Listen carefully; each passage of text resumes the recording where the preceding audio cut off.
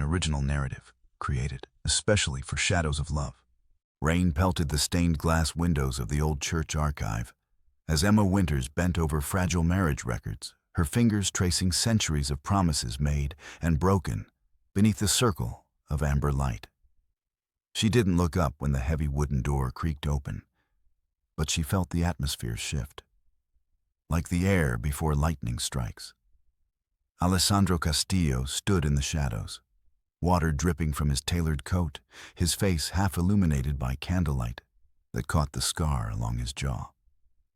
Power radiated from him, yet vulnerability flickered in his eyes when they met hers. "I need you to pretend to be my wife," he whispered, his voice rough with urgency. Emma's pen froze mid-stroke as she recognized the most dangerous man in the city, the Mafia boss whose name was only spoken in whispers. What terrified her wasn't his request, but the way his gaze held hers, promising something far more permanent than the temporary arrangement his words suggested.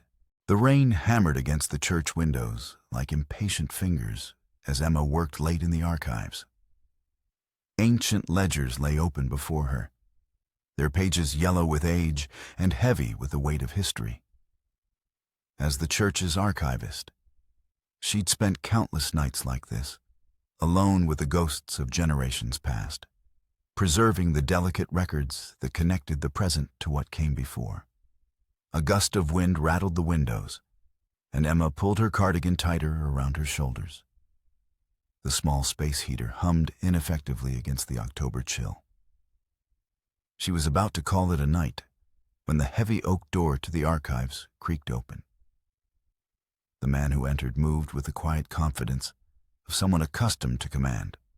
Water darkened his expensive wool coat, and his presence seemed to shrink the room.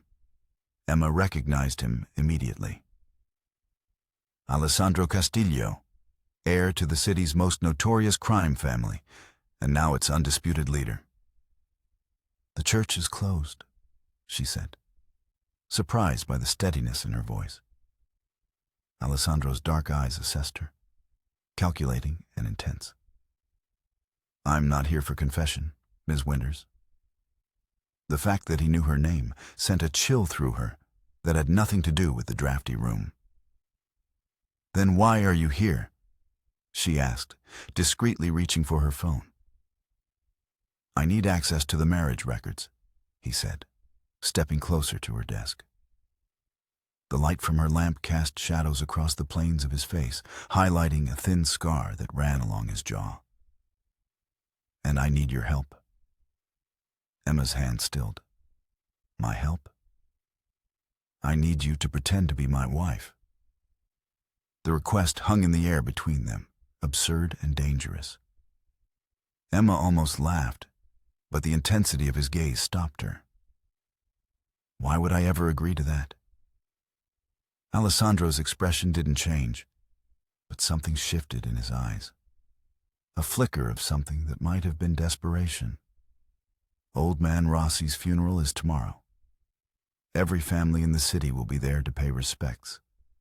I need to attend, but I can't go alone. Emma knew of Rossi, a powerful figure whose death would inevitably shift the balance of power in the city's underworld. "Get one of your associates to play the part," she suggested. "It needs to be someone outside my circle. Someone respectable." His gaze flicked to the cross hanging on the wall. Someone they wouldn't expect. "You're asking me to lie? In a church?" A ghost of a smile touched his lips. "I'm asking you to help prevent a war." Emma stood, gathering her courage. "Mr. Castillo, I preserve history. I don't falsify it. What if I told you this charade could save lives?" He moved closer, and Emma caught the scent of rain and expensive cologne. "The balance is fragile right now. My appearing with a wife, a respectable one, sends a message. It says I'm settled, established, not looking to expand. And that prevents bloodshed? It buys time." His voice softened. "Time I need." Emma studied him, trying to see beyond the reputation. There was something in his eyes, a weariness perhaps, or a burden, that didn't match the ruthless image painted by the newspapers. "One day," she said finally. "That's all." Alessandro reached into his pocket and pulled out a simple gold band. "Wear this tomorrow. I'll send a car at 9. As he turned to leave, Emma called after him. "Why me? The real reason." Alessandro paused at the door, rain dripping from his coat onto the ancient stone floor. "Because when you look at those records," he nodded toward the open ledgers, "you see more than names. You see the truth behind them." His eyes met hers with an intensity that stole her breath. "And right now, I need someone who knows the difference between what's written and what's real." The door closed behind him, leaving Emma alone with the rain, the records, and the impossible choice she'd just made. Emma arrived at work early the next morning, her mind still spinning from last night's encounter. The gold band Alessandro had given her felt heavy in her pocket. She hadn't put it on yet. Doing so would make this insanity real. Father Bernard greeted her as she entered the church. "You're here early, Emma." "Just catching up on the Martinelli restoration," she lied, guilt pinching her conscience. In 6 years as the church's archivist, she'd never lied to the kind old priest. "Always dedicated," he smiled. "Will you be attending Rossi's funeral mass later? The cathedral will be packed." Emma's stomach tightened.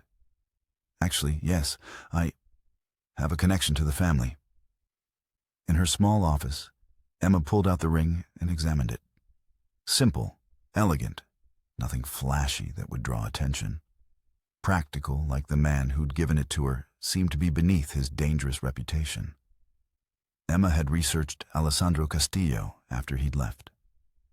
The newspapers painted him as a ruthless crime boss who'd taken control of his family's empire 3 years ago after his father's murder. Yet there were inconsistencies in the narrative.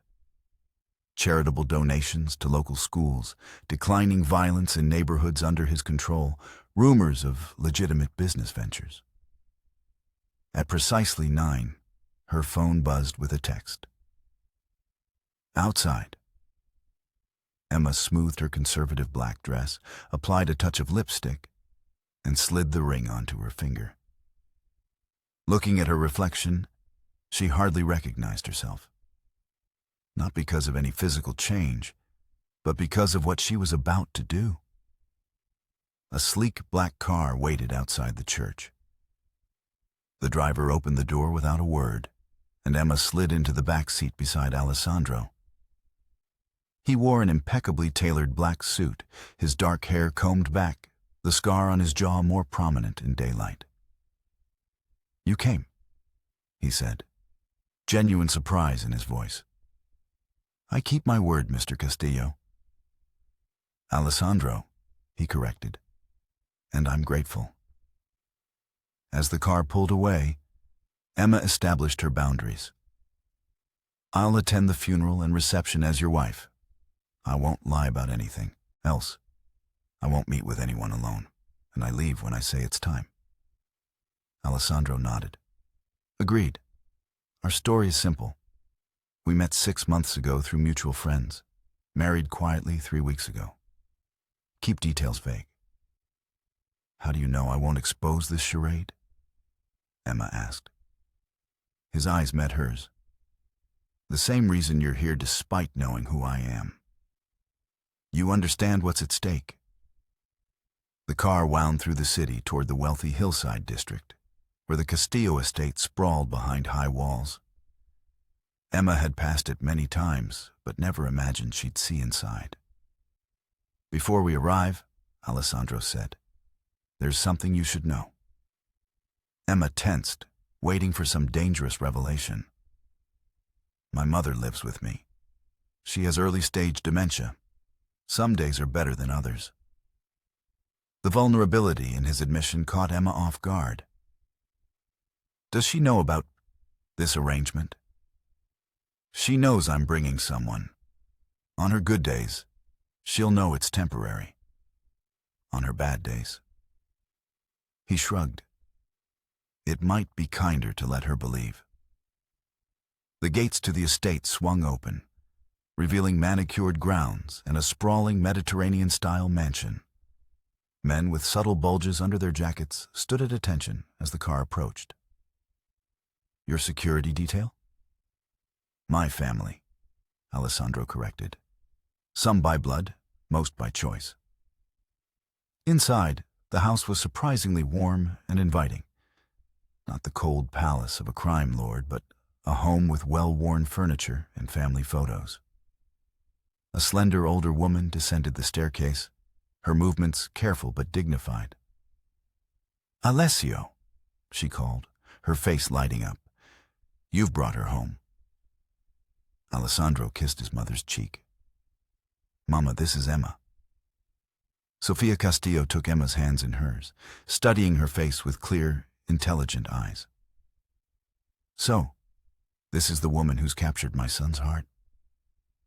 Emma felt Alessandro tense beside her. It's lovely to meet you, Mrs. Castillo. Sofia, please. We're family now. She squeezed Emma's hands, then frowned slightly. Though, I don't remember the wedding. It was very small, Mama. Alessandro said gently. Just as Emma wanted. Sofia nodded, but confusion flickered in her eyes. Of course. I remember now. As Sofia excused herself to rest before the funeral, Emma caught Alessandro watching his mother with a tenderness that contradicted everything she'd heard about him. She seems to be having a good day, Emma observed. The best she's had in weeks. His fingers brushed Emma's, adjusting the ring on her hand. The touch was practical, impersonal, yet something electric passed between them. Thank you for being kind to her. I'm not doing this for you, Emma said, pulling her hand away. I'm doing it to prevent violence. Alessandro's eyes darkened. Aren't we all? He checked his watch. The funeral starts in an hour. Ready to meet the family? Emma nodded, trying to ignore the way his brief touch lingered on her skin. As ready as I'll ever be.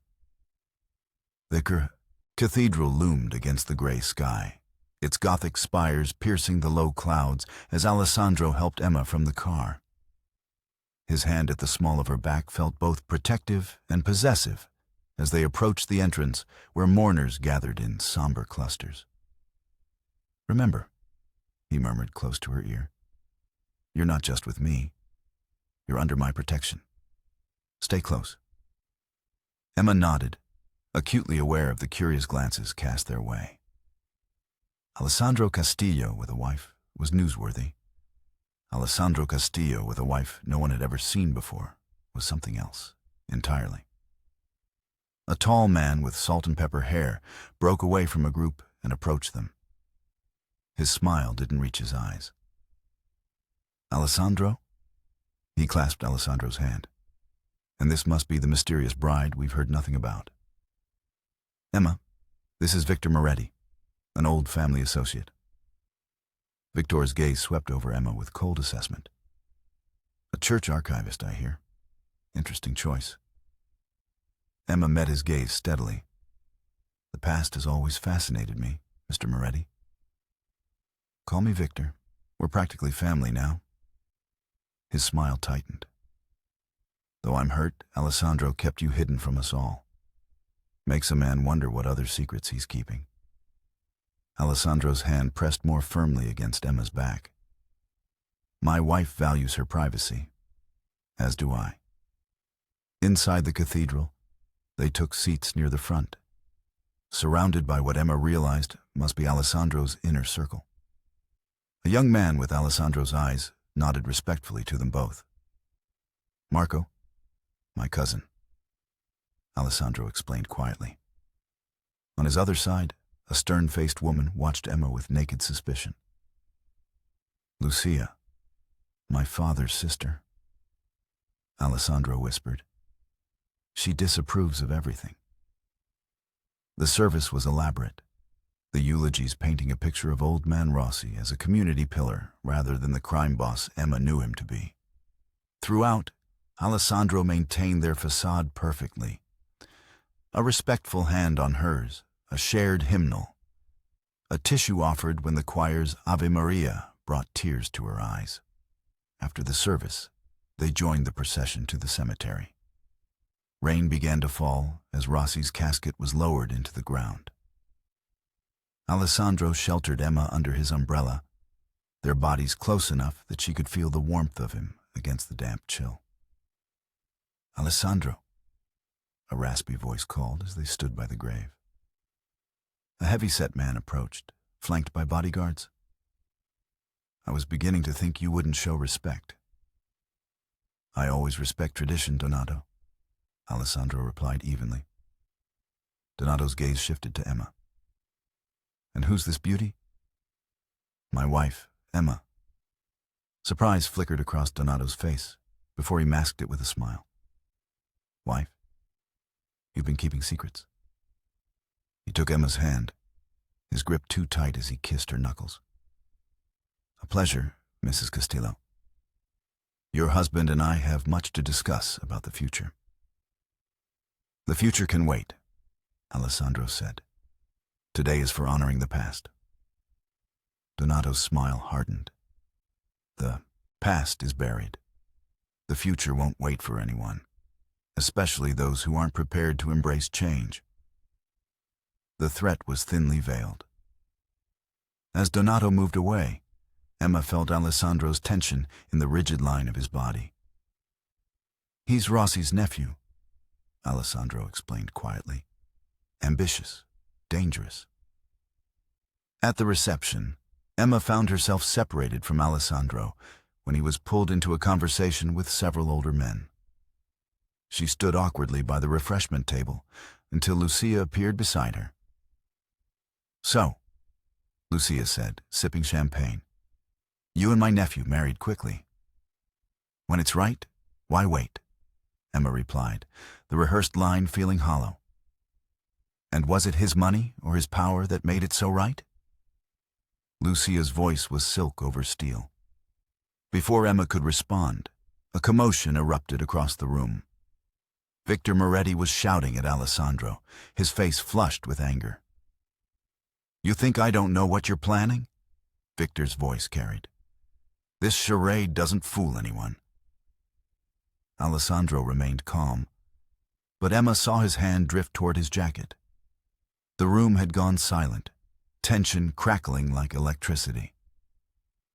Emma moved without thinking, crossing the room to Alessandro's side.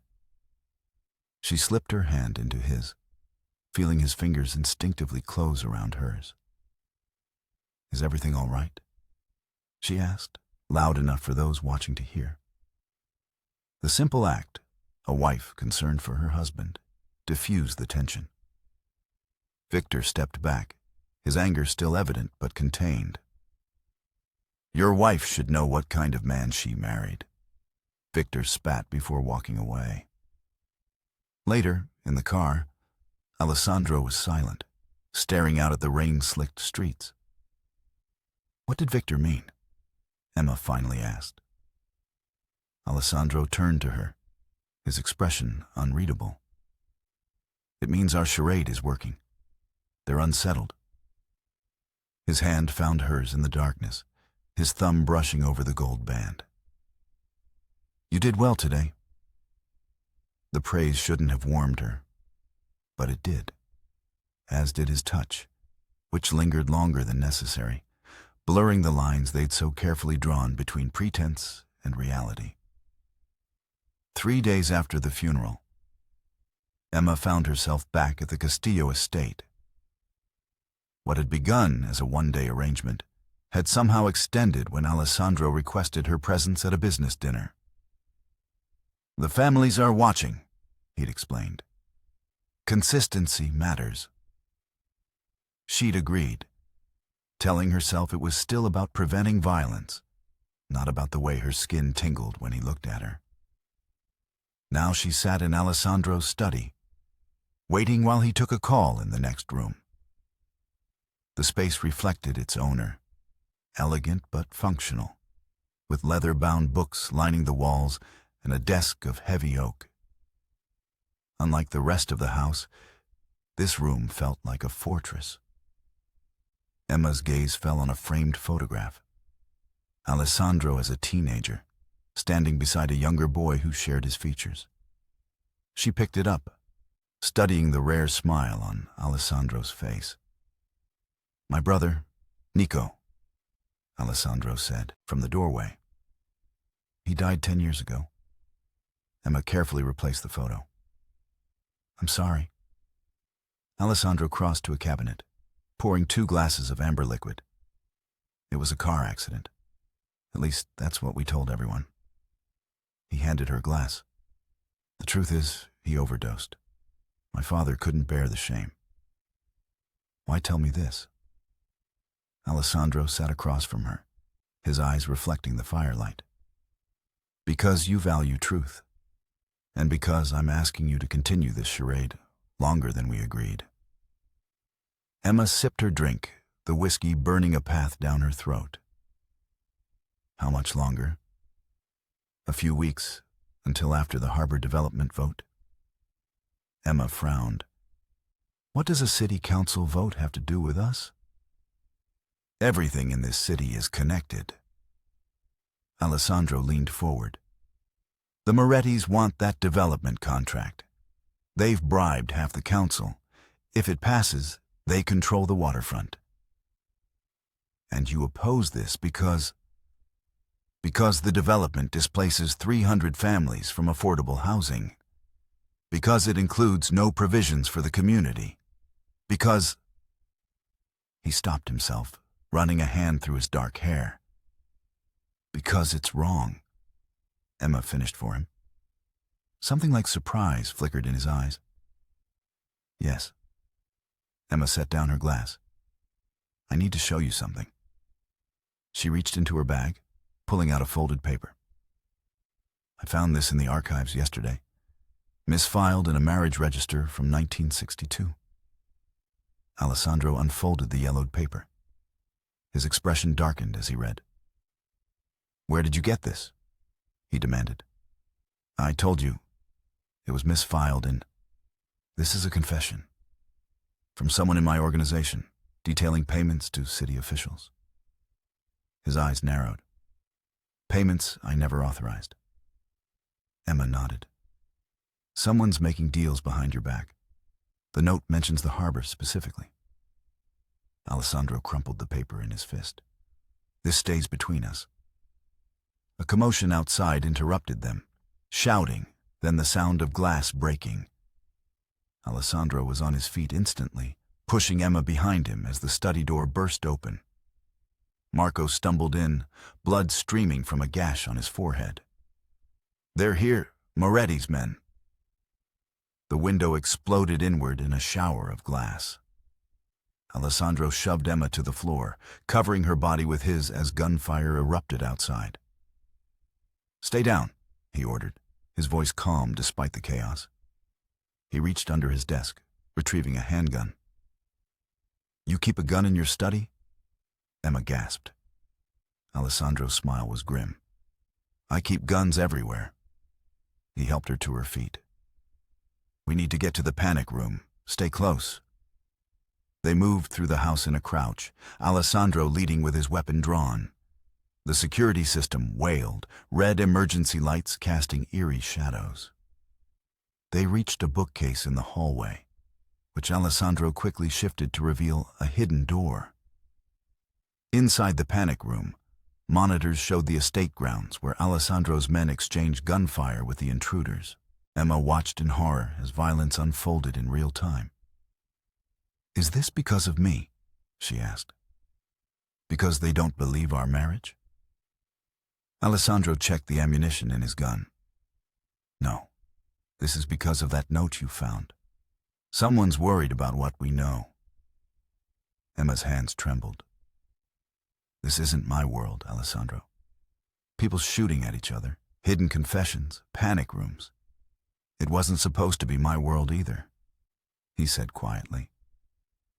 The admission hung between them as gunfire continued outside. On the monitors, they watched as Alessandro's men gained the upper hand, driving the attackers back. When the all clear finally came, Alessandro turned to Emma, his expression grave. "You need to stay here tonight. It's not safe for you to leave. I can't just... Please." His hand found hers, warm and steady. "I can't protect you if you're not here." Emma looked at their joined hands, then at the monitors showing the aftermath of violence. The line between pretense and reality had never felt more blurred. "Okay," she whispered. "I'll stay."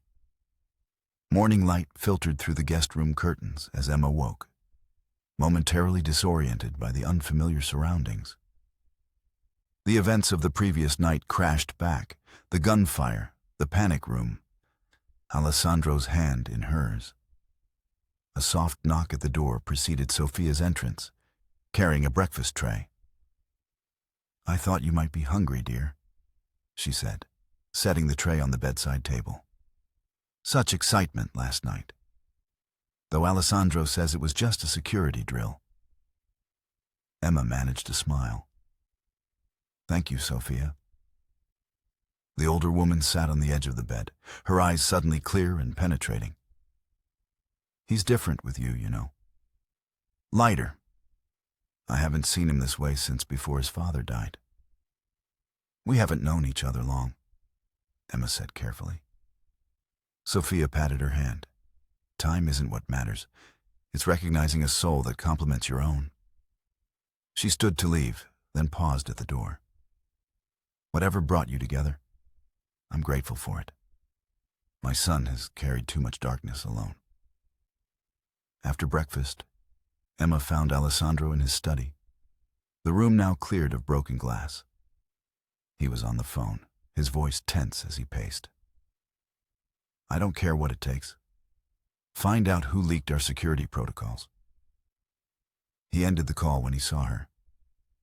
"How did you sleep?" "Better than expected, considering." Alessandro gestured to a chair. "We need to talk about next steps." "Next steps?" Emma raised an eyebrow. "Alessandro, last night people were shooting at your house. This has gone far beyond our arrangement. Which is why I need your help more than ever." Before he could elaborate, Marco entered, his forehead now bandaged. "The police are here. Detective Russo." Alessandro cursed under his breath. "Show him in." Detective Russo was a weathered man with shrewd eyes that missed nothing. He declined Alessandro's offer of coffee, getting straight to business. "We have witnesses, placing your men at the scene of Angelo Bianchi's murder last week," Russo stated flatly. Alessandro's expression remained neutral. "My men were at Rossi's funeral last week, along with half the city, including Bianchi. His body was found 3 blocks from the cemetery, shot with the same caliber weapon your organization favors." "That's circumstantial at best, Detective." Russo's gaze shifted to Emma. "Mrs. Castillo, I presume? Interesting timing for a wedding, just before murder." Emma felt cold dread settle in her stomach. "I don't understand what my marriage has to do with your investigation." "Maybe nothing. Maybe everything." Russo stood. "Just know that when this house of cards falls, anyone inside gets crushed, even new additions." After Russo left, Emma rounded on Alessandro. "They think you ordered a murder?" "I didn't," Alessandro said firmly. "Bianchi was a business associate. No reason to want him dead." "Then who did?" "That's what I need to find out." He hesitated. "And why I need your help." Emma crossed her arms. "How could I possibly help with a murder investigation?" "The note you found. It mentioned Bianchi as a middleman for the harbor payoffs. Someone wanted him silenced, then framed me for it. The police won't believe you. Alessandro's smile was bitter. They never do. But if we can find proof of who's really behind this... Emma thought of the archives, the meticulous records she'd spent years preserving. I might know where to look. Bianchi's family has been in the city for generations. There might be connections in the church records. They spent the day in research. Alessandro making calls while Emma accessed the digital archives remotely. By evening, they had constructed a web of relationships centering around Victor Moretti and his connections to city officials. It still doesn't prove he ordered the hit, Emma said, rubbing her tired eyes. No, but it establishes motive. Alessandro studied their notes. We need something concrete. Emma's phone chimed with an email alert. It's from my assistant at the archives. She found something in Bianchi's personal effects that were donated to the church. A ledger with payment records. Alessandro leaned over her shoulder to see the attached photos, his proximity sending warmth through her, despite the circumstances. The ledger showed payments to a shell company owned by Moretti's nephew. This connects Moretti to Bianchi directly, Emma said excitedly, and gives him reason to want Bianchi dead when the harbor deal started falling apart. Alessandro's hand found her shoulder, squeezing gently. Emma, you're brilliant. Their eyes met, the shared triumph creating a current between them. Alessandro's gaze dropped to her lips, and Emma felt herself leaning toward him almost involuntarily. The study door burst open, shattering the moment. Lucia stood there, her face twisted with fury. The police are saying you killed Bianchi. She spat at Alessandro. After everything we've built, you risk it all for what? Revenge? Territory? It wasn't me, Lucia. Then who? Moretti, Emma interjected, pointing to their evidence. Lucia's cold gaze swept over Emma. So now you're involving outsiders in family business? This woman has you so blinded, you can't see what's happening. What's happening is someone's trying to frame me, Alessandro said evenly. And you think it's Moretti because she says so? Lucia laughed bitterly. Have you considered she might be the one setting you up? Convenient how she appears just before everything falls apart. The accusation hung in the air like poison. Emma looked to Alessandro, expecting him to defend her, but doubt had crept into his expression. Alessandro, Emma said softly, you know that's not true. Before he could respond, Marco rushed in. The police are back, with a warrant. Alessandro's gaze hardened as he made a decision. Get my mother somewhere safe. Emma, go with Marco. I'm not leaving you to face this alone, Emma protested. Alessandro took her face in his hands, and before she could react, he kissed her. Not for show, not as part of their charade, but with genuine desperation. When he pulled away, his eyes held hers with fierce intensity. Trust me, he whispered, even when everything tells you not to. Rain lashed the rooftop terrace of the abandoned waterfront warehouse where Emma had agreed to meet Alessandro. 3 days had passed since the police raid on the Castillo estate. 3 days of headlines declaring Alessandro a murderer, of Emma questioning everything she thought she knew about him. She pulled her coat tighter against the wind, scanning the empty rooftop. Coming here was madness. But Alessandro's text had been urgent. I know the truth. Rooftop of the old Harmon shipping building. Come alone. The access door creaked open, and Alessandro stepped onto the roof. He looked haggard, with stubble darkening his jaw and shadows beneath his eyes. Rain plastered his hair to his forehead as he crossed to where she stood. You came? he said, relief evident in his voice. Against my better judgment. Emma kept her distance. The police say they have evidence linking you to Bianchi's murder. Fabricated evidence, planted by someone who knows how police investigations work. Moretti? Alessandro shook his head. Someone closer. I've been blind, Emma. He pulled a folder from inside his coat and handed it to her. Inside were photographs. Lucia meeting with Moretti, exchanging documents, embracing in ways that suggested more than a business relationship. Your aunt and Moretti? Lovers for years, apparently, working together to take control of both families. Alessandro's laugh was hollow. My own blood. Emma studied the photos. But why frame you for murder? Because I was dismantling what my father built. Rain ran down Alessandro's face like tears. For 3 years, I've been converting our operations to legitimate businesses, closing down trafficking routes, refusing to deal in drugs. Lucia saw it as betrayal. The children's shelters, Emma said softly. The school funding, that was you. Alessandro looked away. I couldn't undo the damage my father had done, but I could try to balance it. Why didn't you tell me? Would you have believed me? The ruthless Mafia boss with a heart of gold? His smile was self-deprecating. Besides, the less you knew, the safer you were. Emma moved closer, sheltered from the rain by the small overhang. So what happens now? I have enough evidence to clear my name, but using it means exposing Lucia. It would tear my family apart, destroy my mother.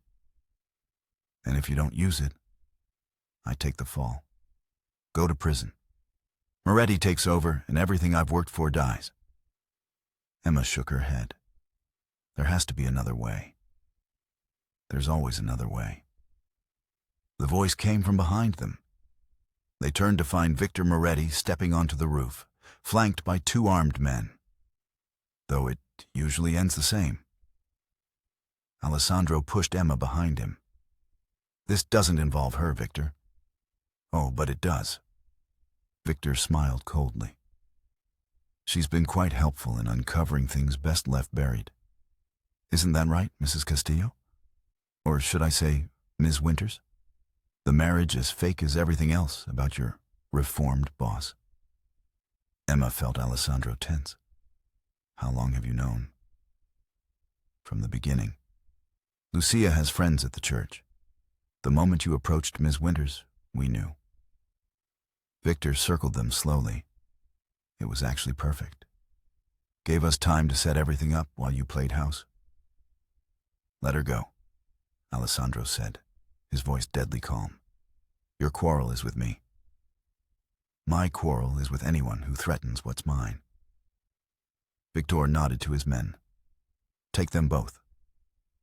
What happened next unfolded in heartbeats. Alessandro lunged at Victor as the armed men advanced. Emma heard the sickening crack of fist meeting bone, saw the flash of a blade. She scrambled backward, searching desperately for a weapon, anything to help. Her hand closed around a discarded pipe just as one of Victor's men grabbed her. She swung blindly, connecting with his temple. He dropped, but the second man was on her instantly, his gun pressed to her ribs. Alessandro! She cried out. Alessandro had Victor pinned against the roof's edge, blood streaming from a cut above his eye. At Emma's cry, he turned, a fatal distraction. Victor drove his knee upward, sending Alessandro staggering backward. Enough! Victor shouted, retrieving his fallen gun and aiming it at Emma. One more move, and she dies. Alessandro froze, his eyes locked on Emma's. In that moment, something passed between them, an understanding deeper than words. You win, Victor, Alessandro said, raising his hands. Take me in. Tell whatever story you want. Just let her walk away. Victor laughed. Noble to the end. but I'm afraid loose ends are bad for business. As Victor's finger tightened on the trigger, the roof access door burst open. Detective Russo led a team of officers onto the roof, weapons drawn.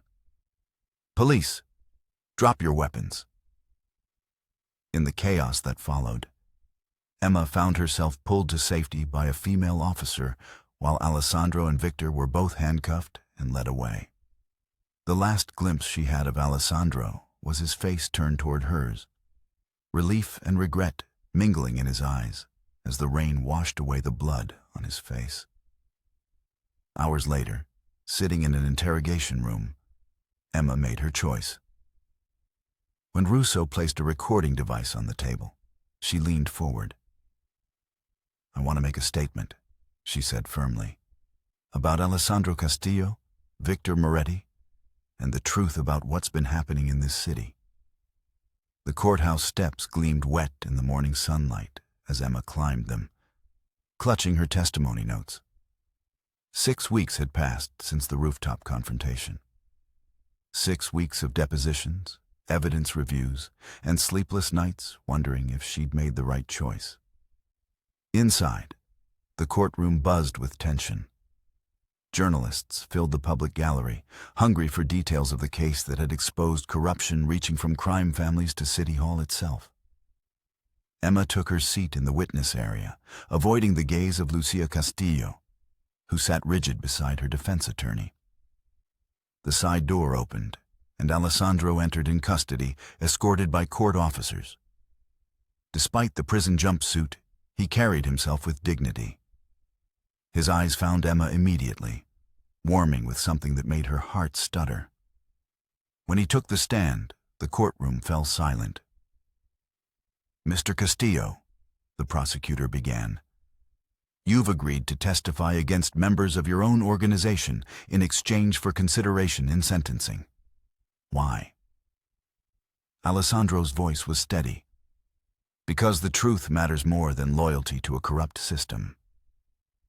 Even if that truth implicates your family? Especially then." His gaze drifted to Lucia. "The code I was raised with valued family above all. But family isn't supposed to use that loyalty as a weapon." For the next hour, Alessandro methodically detailed the evidence against Lucia and Victor. The conspiracy to frame him, the harbor development scheme, Bianchi's murder. Throughout, he never once portrayed himself as innocent. "I've committed crimes," he acknowledged. "I inherited a criminal enterprise, and for too long, I managed it instead of dismantling it. I accept responsibility for that." When the defense attorney cross-examined him, the questions turned personal. "This supposed reformation, when did it begin? Conveniently after you were caught?" 3 years ago, Alessandro replied. "After my father died." "And we're to believe you've been secretly doing good all this time." The attorney's tone dripped with skepticism.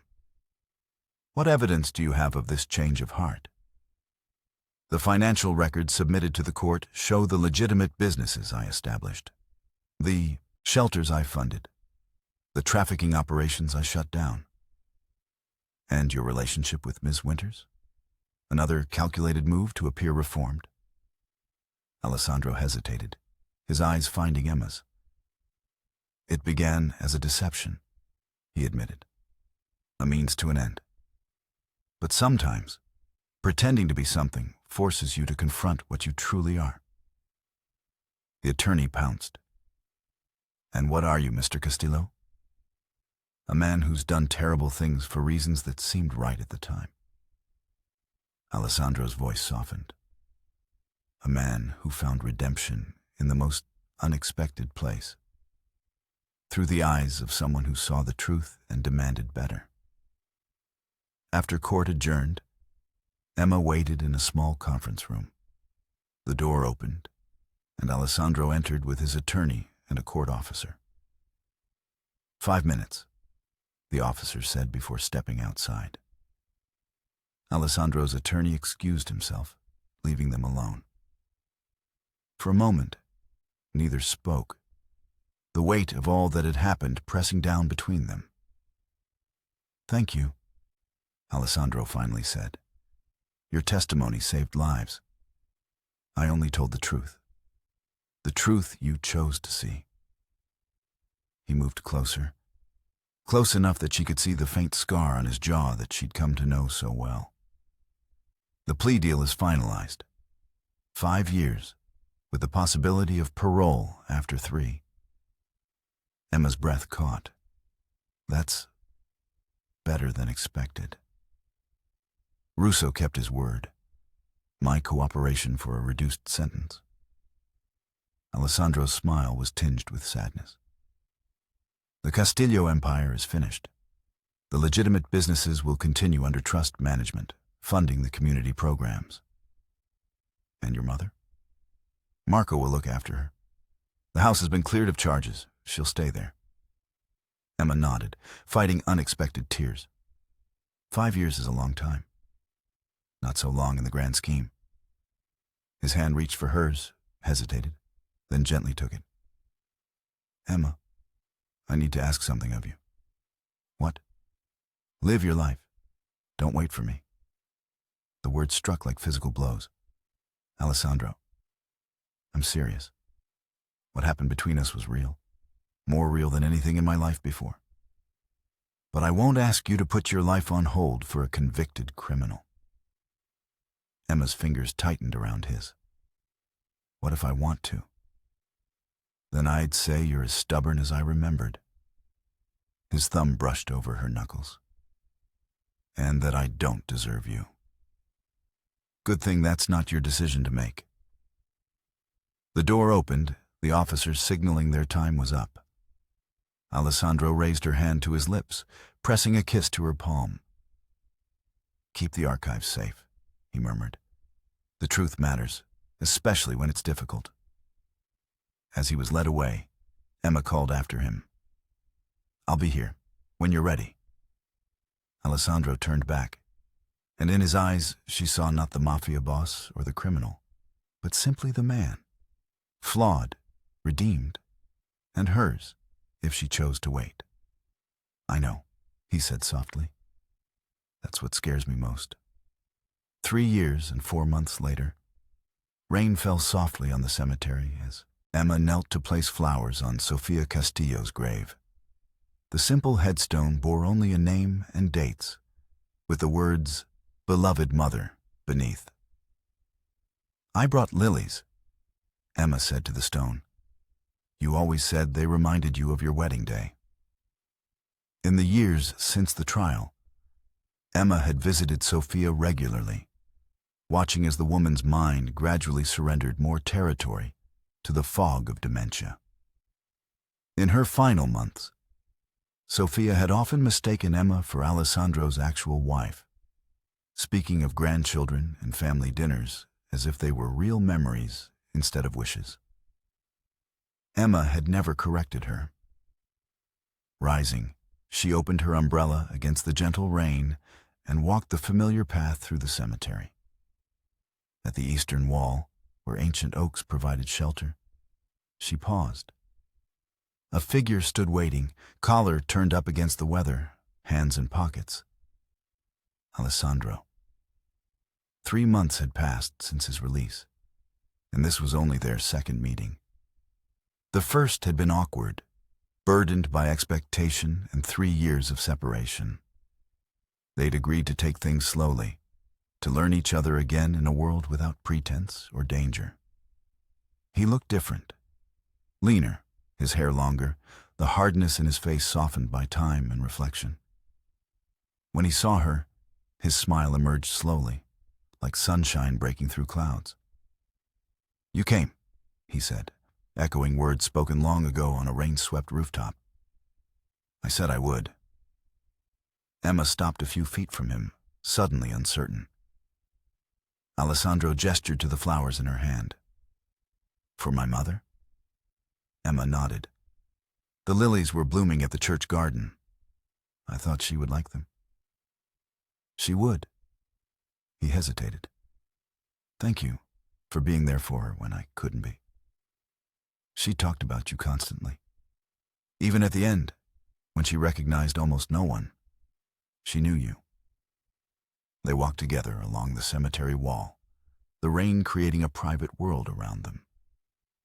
Alessandro told her about his work with the prison literacy program, his plans to expand the community center in his old neighborhood. Emma shared news of the archives, the restoration project she now directed, the book she was writing on the city's hidden history. "I read your testimony transcripts," Alessandro said as they reached the cemetery gate. "All of them." Emma looked away. "That must have been difficult." It was illuminating. "You never lied, not once, even when the truth hurt. Truth was our agreement from the beginning." Alessandro stopped walking, turning to face her fully. "I have something for you." He reached into his coat pocket and withdrew a small velvet box. "Before you panic, it's not what you think." Emma opened it cautiously. Inside lay a simple gold band, the same one he'd given her years ago for their charade.